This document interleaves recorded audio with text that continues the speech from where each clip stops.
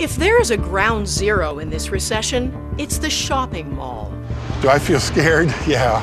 Even before real trouble began elsewhere, economists were saying the mall is dead. They were the ultimate shopper's paradise, the cornerstone of every suburb. Now the bloom is off those retail roses. This is where I spent my childhood, and now it's gone to rack and ruin. Like ghost towns in the Old West, plazas are empty and echoing now. But are mall developers crying in their fountains? Not a bit of it. Is that great or what? They're packing up their dream palaces and heading east. Shopping malls want more and more consumers. I'm Anne-Marie McDonald. On this Doc Zone, a trip inside monuments to conspicuous consumption. Malls are us. Is something missing in your life? Maybe it's time to head to the mall. The North American Suburban Shopping Center was created to embody the best that life can offer. The mall replaced the town square as the place to meet. It became central to how we spent time and what we dreamed of. But the places we thought would live forever may be part of a dying breed. The story of the traditional American mall is now a tale of parched fountains, vacant food courts, and changing tastes.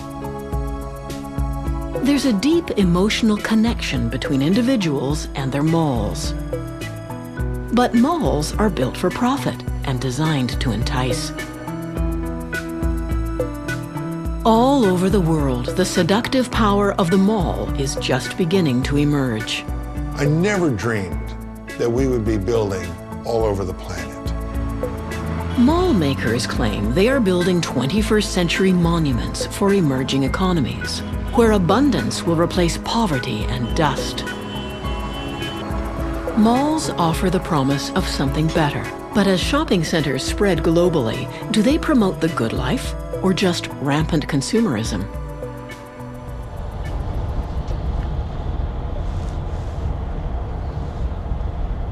Entrepreneur Ruben Stahl is traveling to the site of his future mega mall, a 331-acre patch of forest he wants to transform into an environmentally themed retail park.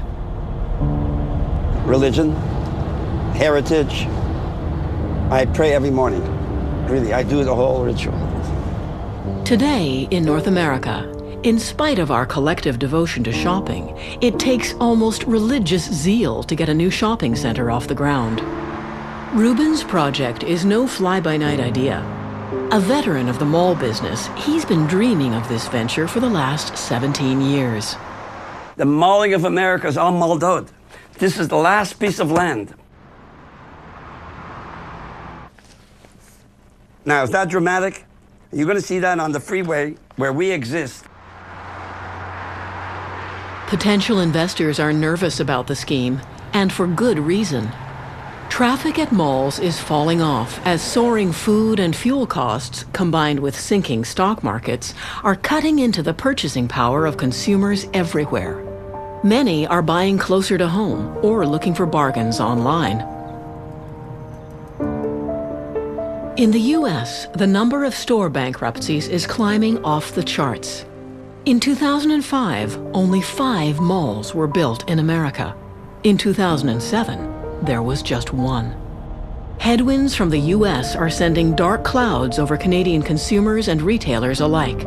Consumer confidence is at its lowest point since 1995. Anyways, we'll see what happens. Okay? No surprise there's less money for shopping in malls. Ruben wasn't always swimming against the tide. He made his reputation in the booming 80s as creative genius behind one of the largest malls in the world, the West Edmonton Mall, where shopping and spectacle combine for fun and profit. Think of the magnitude of 111 eateries in a mall. 836 stores. 836 stores in one mall. It's unheard of.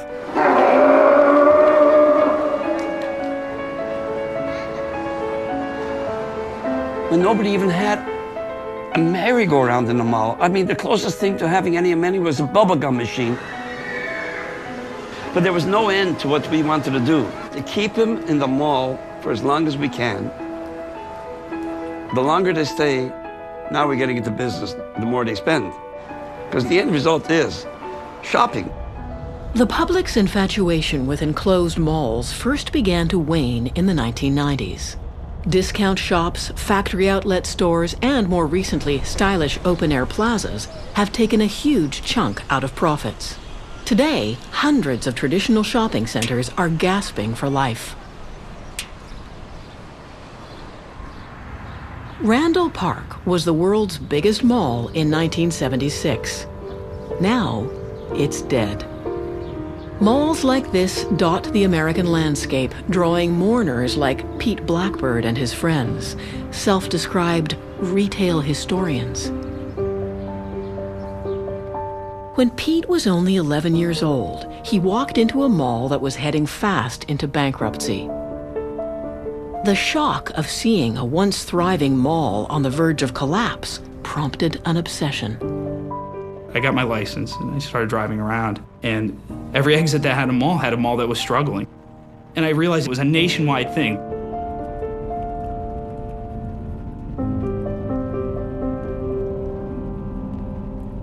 When you first get there, there's this once powerful structure, and you're standing there and you feel this big, and I think that's the way you were supposed to feel when it was working, and you still feel that way. To me, it beckons. It's this thing that I have to go up and peer into the windows. I have to get inside.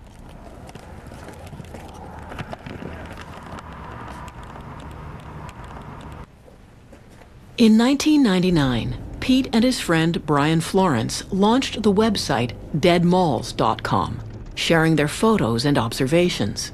It wasn't long before they were inundated with emails and photos from hundreds of others throughout North America, all wanting to commiserate about dying malls. The traditional mall was once part of the American dream, where community, comfort, and capitalism could come together, all under one roof. We're in suburban Minneapolis at the Garden Court of the Southdale Regional Shopping Center. Here, springtime is perpetual because the center has year-round air conditioning and because its contemporary version of the Old Town Square is covered by a roof.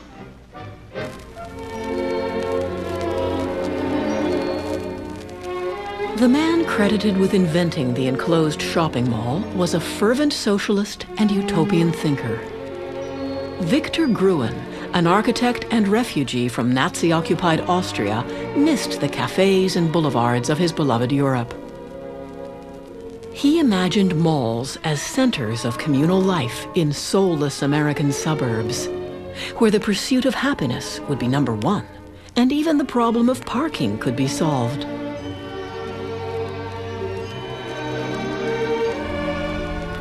Malls were like magnets, and soon became America's most popular and profitable suburban destination. During the 1970s and 80s, a new enclosed mall opened somewhere in America every 3 or 4 days, no matter the demographics. Frenzied shoppers couldn't get enough of the mall, breaking down doors to scramble for bargains.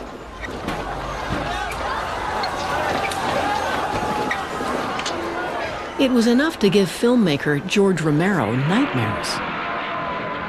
His cult classic, Dawn of the Dead, satirized our obsession with shopping. This is of a society gone mad. I'm afraid. Why do they come here?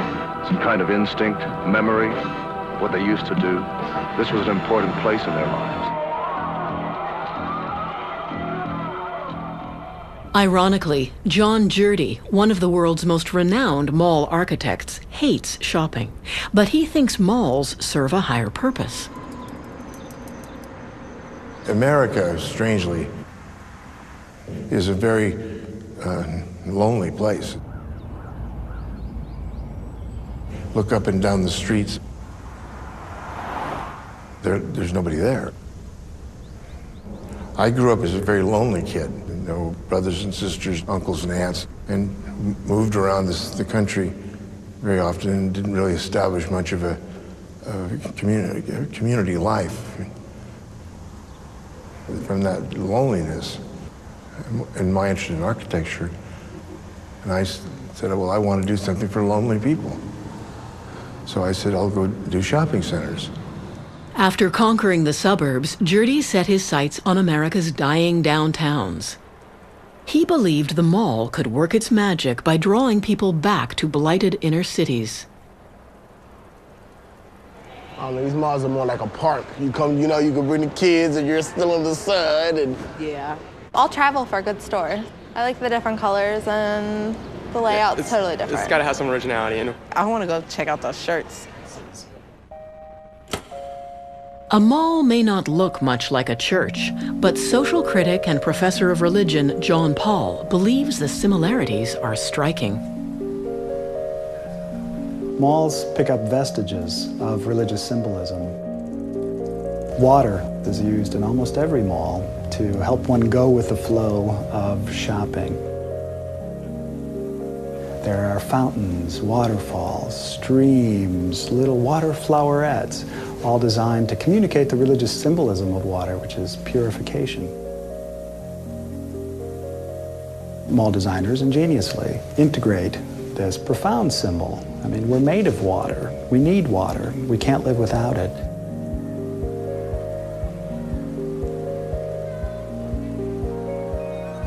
Same thing's true of the way light gets used in shopping malls. Light is energy. And so at the center of most malls, there will be a skylight that has really bright, intense light that communicates that this is some special place that's set apart. They tend to have high ceilings in ways that evoke the experience of many churches that make people feel small.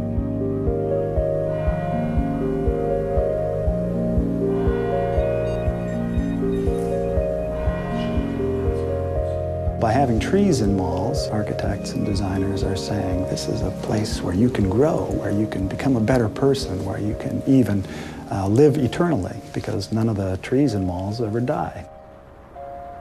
So the promise is that we can be safe, we can gain a sense of transcendence beyond our fragility.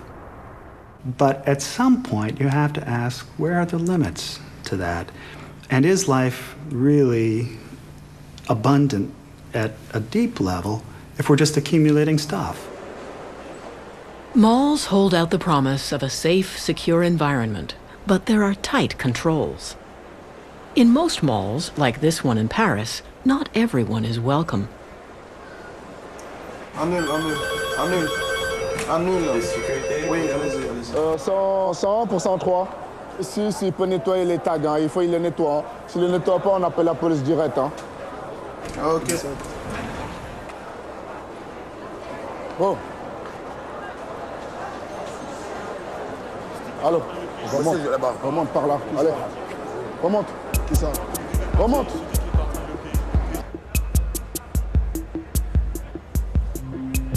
Everybody knows that everybody at the mall is there to shop. And if you disrupt that conformity, you're disrupting something that at some level people hold as sacred. And therefore it's a threat to the bottom line, which is finally the retail bottom line of sales and profits. But as sales and profits tank in North America, retailers are exporting the seductive power of the mall to far-flung markets where luxury knows no bounds. The whole world wants the liberties and freedoms that we take for granted. Right now, you follow the money.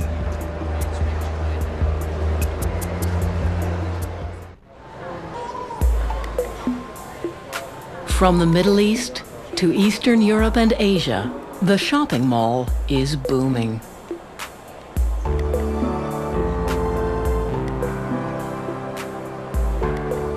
The mall is precisely the kind of safe, controlled retail destination that privileged consumers in emerging economies seem to be seeking. Refined and secure shopping experiences far removed from the have-nots in their societies. どれ？あ、これめちゃめちゃ、後付けじゃない。これだけで買ったで。ショーパンについとった。American-born architect Eric Kuhn is a true believer in spreading the power of retail to the world. The constellation of projects we have now are just magnificent. Asia, Northern Asia, Central Asia, Southeast Asia, the Middle East, Europe, Eastern Europe, a resort lake development in Kazakhstan, a city for 700,000 people on the northern end of the Arabian Gulf for the Emir of Kuwait. And tucked into it is retail that stitches all of that together. These are projects where people are asking the questions that maybe only monarchs and the church and the aristocracy used to ask. How do you capture the ethos of a culture and represent that in the very cities that we live in? And we feel we're part of that today. I grew up in Texas on Air Force bases scattered all over America. We lived in something like 11 cities before I was 12 years old. When Dad got out of the Air Force, we kind of dropped down into the poverty level of living. And, you know, when you're making do with secondhand clothes from the Salvation Army store, that kind of alters your perception of the world.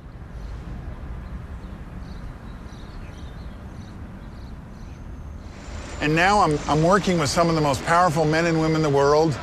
They're building monuments to their civilizations. They're creating places where the rest of the world is going to beat a path to come and be seen and do business. Kuhn's reputation as a designer of mega projects was built on the colossal success of his first mall, Bluewater. Built in 1999 just outside London, England, Bluewater attracts 27 million visitors a year. It's the largest retail and leisure destination in Europe. When we were asked to work on Bluewater, I gained an unbelievable appreciation of how powerful retail was. It is unstoppable. For me, retail is the way people personalize their lives. And in a world that's increasingly hostile and incomprehensible, and a chance for an individual to give meaning to their life through the clothes they wear, the way they dress their kids, the way they outfit their homes. It's such a powerful force.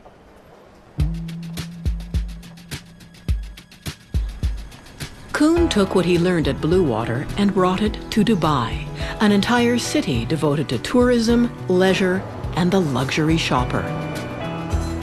The luxury customers have such an elevated and enlightened sense of the world as a place to visit and a place to shop. And what impressed us just in the decade we've been working here is how Dubai continues to service that super elite shopper and premium brand. Paul Gaultier, we had Christian Lacroix, we had Christian Dior, and we had Fendi. Brilliant. In the haute couture kind of like, So this all add, of course, like, to the reputation of Dubai as attracting like world-class luxury events.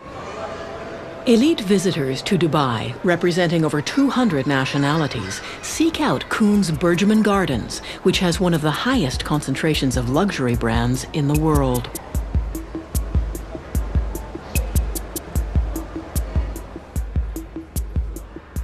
جمعة الماضي معلم الصبح قمت بكير صحبت لك على برجمان شو بدي اعمل نهار الاوف يعني اخذت فنجان قهوه الصبح كانت مرتي بعد عندها شغل قلت لها الحقيني الظهر اخذت فنجان قهوه لهيك رواق ما في حدا خلصت لقيت لي طلعنا غدينا فوق بالفود كورت بالجابينجو واخذنا البنت لعبناها شوي بالفود كورت على الاخر كمان كملنا هيك شويه شوبينج معلم طلعت بالساعه لقيتها 5 6 خلص النهار دورت رحت على البيت وقعدت ريلاكس شوي تي يعني خلص النهار ما حسيت ومبسوط سليت كل شيء يعني عن جد نعمه من عند ربنا انه في مولات جامعه كل شيء يعني. Dubai, there are more than 200 different nationalities. One time somebody asked me, what is the profile of your customer? I said, the only profile of my customer is a deep pocket, like, and a good taste, like, of good shopping,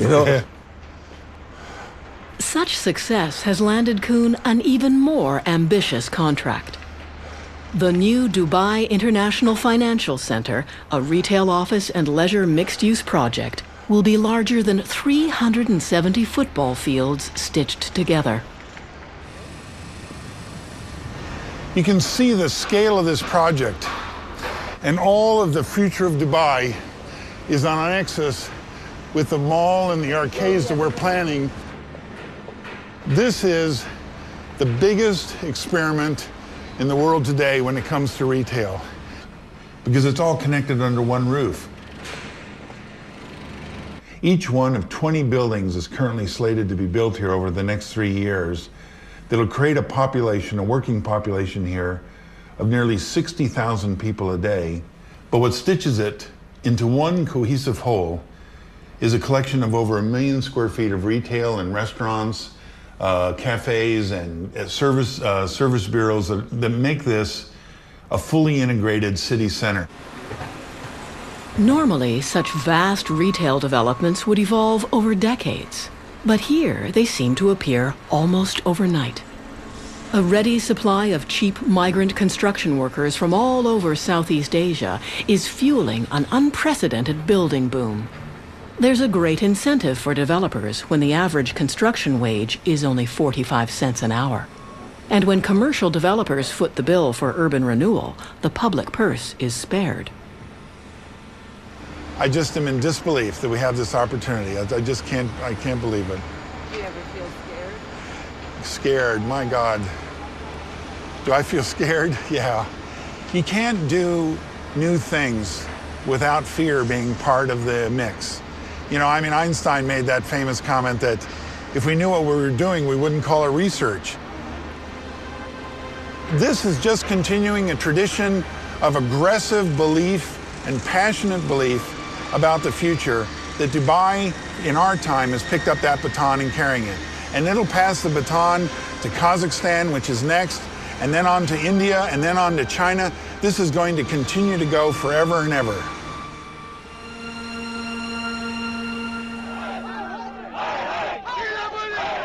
But not everyone wants to shop at the next newest mall in the global village. When we come back, the world's first anti-mall riot.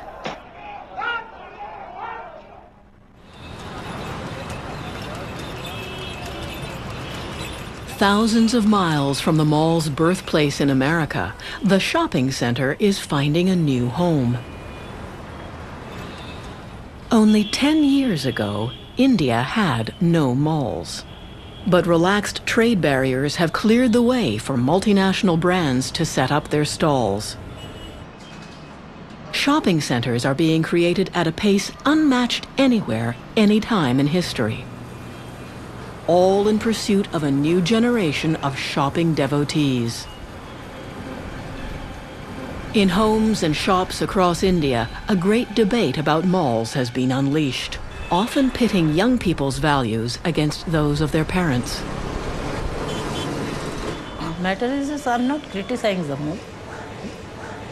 I'm not saying you don't come to malls. You come to malls, it's a nice place. But you want me to come here every time, as you are forcing me to come to the malls. I feel little uncomfortable because it's limited to only one layer of the society of our country. I will definitely feel uncomfortable when I have to travel outside in the sunlight. There's so much of heat, you sweat all the day. आप अच्छी सी shirt पहन के बाहर निकलते हो and the moment you want to reach to a nice place, वो सारी sweat में खराब हो जाती है. That is why the malls are made ना centrally air conditioned. Centrally air conditioned. एक बात सुनो बेटे. See, one should see what I prefer. One should remain with the nature. One should live with the nature. Okay. One should go with the nature. Right. I don't know why you are running after this air condition and all. And in the house also, then again you ask for this air condition. I have come from the mall, I need AC in the house. Suppose I can't afford, tell me. While the new malls may offer creature comforts like air conditioning, 80% of the 12 million shops in India are small family businesses that have cultivated customers over decades. Labor activist Amarjit Kaur says the international retailers descending on India are in for a fight. Everybody wants to go to a shopping mall for one time, for enjoyment and searching the rates and items, quality, whatever. Yeah. Then came back to us. Good. Our prices are reasonable, our quality is best, Indian material is good, it's no doubt. Variety का competition करिए और जो हम customer को facility देते हैं, जो हम वैरायटी के अंदर कस्टमर को गारंटी देते हैं, क्या माल वाला गारंटी देता है, कभी गारंटी देता है। ये इम्पोर्टेंट है। हाँ जी, एक चीज माल से आप परचेज करके आएंगे, दूसरे जगह वो रिटर्न नहीं करेगा, एडजस्टमेंट नहीं करेगा। These shops do have quite a chunk of clientele. And shopping malls want more and more clientele, consumers. So they think that these shops must go. Otherwise, why they are having shopping mall? They are having shopping mall for more profits, more incomes. In 2006, government officials in New Delhi began a campaign to close down 40,000 traditional businesses. They claimed these shops were illegal and at the root of urban chaos.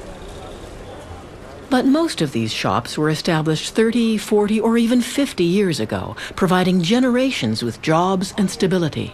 The many ma and pop stores are the backbone of India's middle class. Over several months, 13,000 shops were padlocked or demolished, though most had dutifully paid taxes for generations. We are not this Western culture, we cannot tolerate it. This is Western style. These politicians are taking the money from the malls peoples and they want to set every shopkeeper will go there. How anybody will buy so expensive shops? Yeah. Shopkeepers and their customers took to the streets. The world's first anti-mall demonstrations resulted in riots that paralyzed the city for days.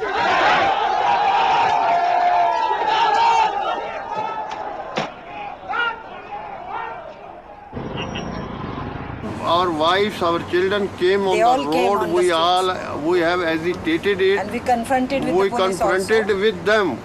We will not tolerate this. This is bloody gundagardi. They are not doing justice with the middle class people. Yes. They want to close all the shops. They are making only money. By many countries, shopping mall culture is just a way of life. But in my country, it's in contrast a very fast process of pauperization, of not only poor becoming more poor, but of middle class going down the drain. Big architects coming, big builders coming, developing into. For them, it's a sort of a business competition. Every latest shopping mall they will create, they will try to upgrade it from the previous one. Do they ever look at it? They give in contracting, subcontracting, subcontracting. But do they know who the people who labor for creating such big, huge buildings, what is happening to them? We have not yet solved the question of clear drinking water to almost 500 million people of India. We are yet to solve our problem for about 570 million people to give them sanitation. Amarjit says mall development harms both shopkeepers and laborers and wants shopkeepers to lead the resistance.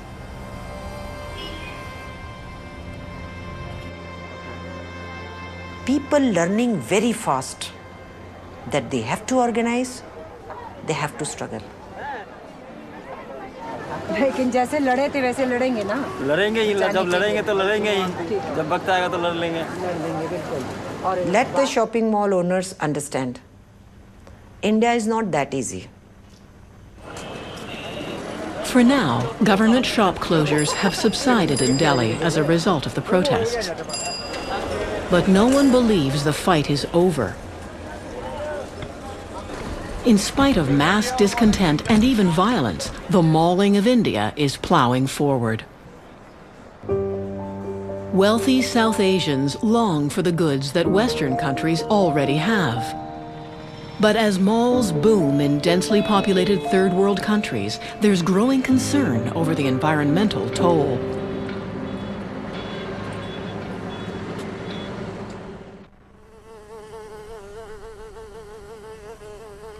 For environmentalist Vikram Soni, mall culture represents an enormous threat to India's fragile ecosystem.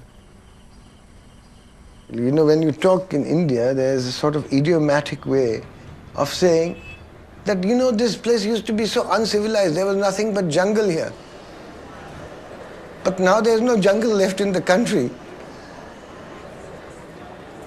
You know, you can create waterfalls, you can create, you know, atriums, you can create a lot of things in the mall, but everybody knows that this is artificial, right? And sooner or later, it's going to catch up with you. The Delhi Ridge Wilderness Preserve provides green space and renewable fresh water to the overpopulated and congested city. It will soon be home to Delhi's newest luxury mall. In spite of countless government assessments advocating total protection of the Delhi Ridge and protests from environmental activists, construction of the new mall will continue. Not only will a pristine water source be threatened, the new retail complex will itself consume vast amounts of water.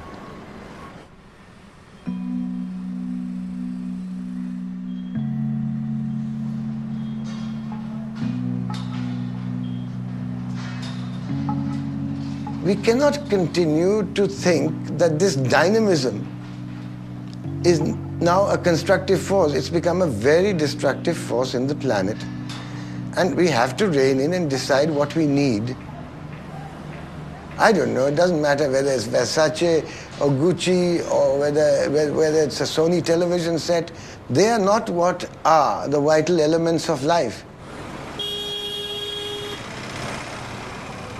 We are going to knock off the environment faster than anybody ever did it. But the promise of the mall remains an irresistible lure in developing countries. Mall makers believe it's time people in emerging economies were offered the same high-end luxury and leisure environments now enjoyed in the West. As new malls spring to life in India, North America provides a cautionary tale. In the life cycle of the shopping mall, dying days draw near.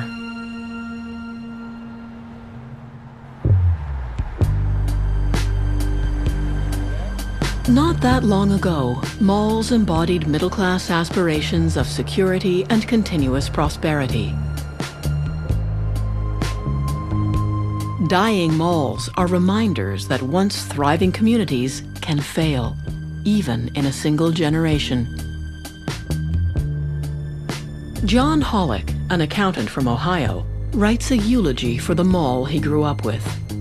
Rolling Acres, a once hopping, state-of-the-art 70s mall, now falling into bankruptcy. It's like losing a piece of himself. Rolling Acres opened August 6, 1975, with Sears and 21 other stores as a perfect example of mid-70s mall design. At the center was the Court of the 12 Trees, with its unique stainless steel and orange tile fountain surrounded by 12 Indian laurel trees. The mall was absolutely filled with natural light, from giant skylights and those soaring ceilings throughout. Wow. To a poor 11-year-old kid growing up in the depressed industrial town of Barberton, this was like a fantasy world. The feelings that people had towards these malls were almost universal. They would say, my mall is dying, and this is where I spent my childhood, and now it's gone to rack and ruin. Our parents had downtowns that they went, and that's a place that they were able to express themselves and decide who they wanted to be. And for us, it was the mall. There's a spirit to this mall. There's a soul here, and that spirit and soul will not allow this place to die. Penny's has been here forever. I am so happy. Right next to them was a bank also. I forget the name of those banks. We have little people here, and it's the tenants, it's the people running the little restaurants. It's all a bunch of little people who are keeping a big dream alive. the newest mall is safe until the next newest mall is built. The problem with that is it leaves a trail of malls behind. People that came from Barberton and Norton, what are they going to do? Well, we will be lost with something if this mall closes.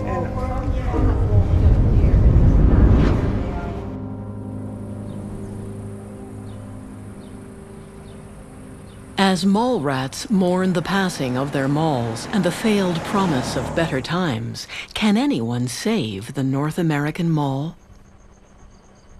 This project is destined to be the best there is probably in the world. I just love it.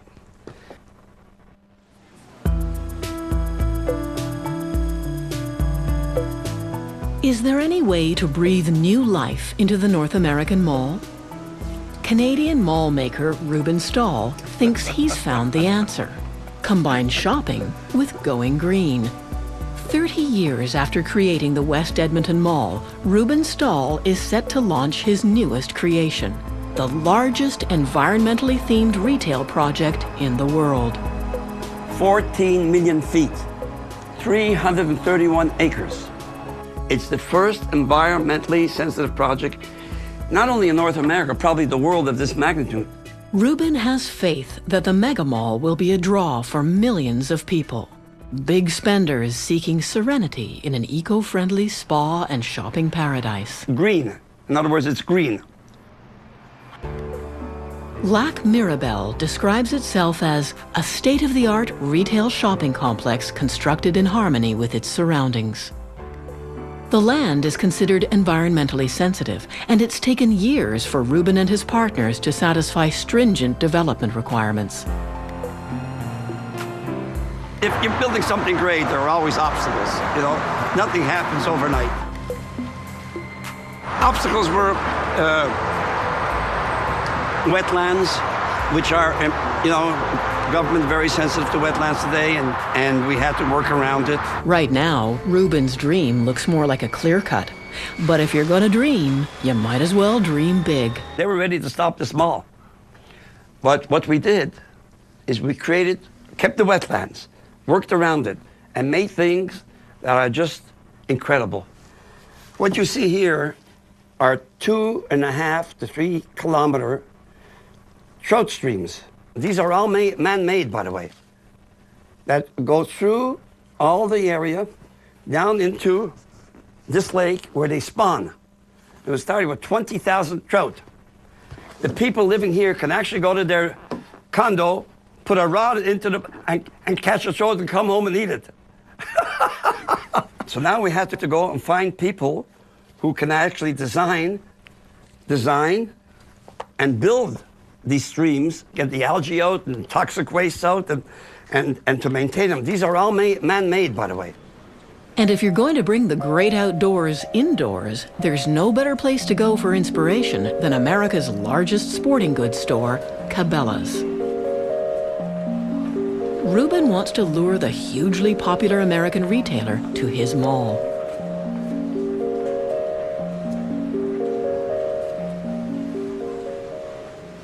Tell you what, with this outfit, you can get lost in the forest. Nobody would know you're not a tree. It's beautiful. How many Cabela's have you been to right now? Me? Visiting, yeah. Oh, no, this is the only one. I'm building one that's like this in Canada. In our project, I think we're going to have an entire Serengeti type of... You have that here? We do. The African diorama is in all the Cabela's, and some stores even have it where when they have Santa Claus come to the store, that's where they've set Santa. Kind of a unique photo opportunity. On a Saturday, we'll get about 12,000 transactions. On a busy Saturday, we'll get about 15 to 20,000, depending on the events going on. 15 to 20,000 transactions. Man, and that is awesome. I can't wait to open. Ooh. This is a double rifle. Yeah. It can be used for large African game. You would use this on, say, rhino. On a rhino or elephant? Elephant. Wow. This $14,000. I mean, you can actually blow a rhino down or an elephant. You know, this is unbelievable. This is a Colt M4. A lot of fun to shoot. Real easy to get good at in a hurry. What do you shoot with this? 223. 223. What type of animals? Not animals. This is made for humans. For humans. Here in Arizona, this is the second most popular tourist attraction to only the Grand Canyon. Can you imagine? So, and the Grand Canyon is one of the 8 wonders of the world. So this is the second largest tourist attraction. Can you imagine what this is going to do in Quebec? My God. Far in there, right? Look at that. And that big one wasn't...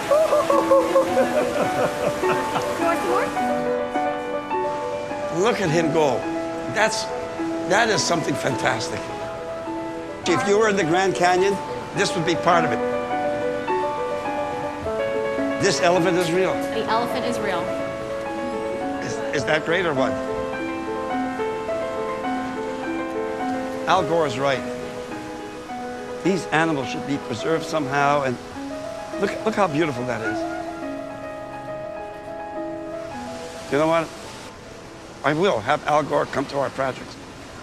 Somehow he will be there to talk about our project that is environmentally sensitive. Can Reuben, with or without the help of Al Gore, save the North American shopping mall? What began as a utopian ideal, a perfect climate-controlled haven for shopping and leisure, gave way to the reality of America's car-centered culture. Today's mall makers have an even grander vision, building shopping centers on the scale of new city-states. When we go build in places like Korea or China or Kuala Lumpur, for instance, or the Middle East, Central Asia or Europe, it's not the disease of the American shopping mall, which is an antiquated experience. It's about trying to recapture the spirit of what those communities were like.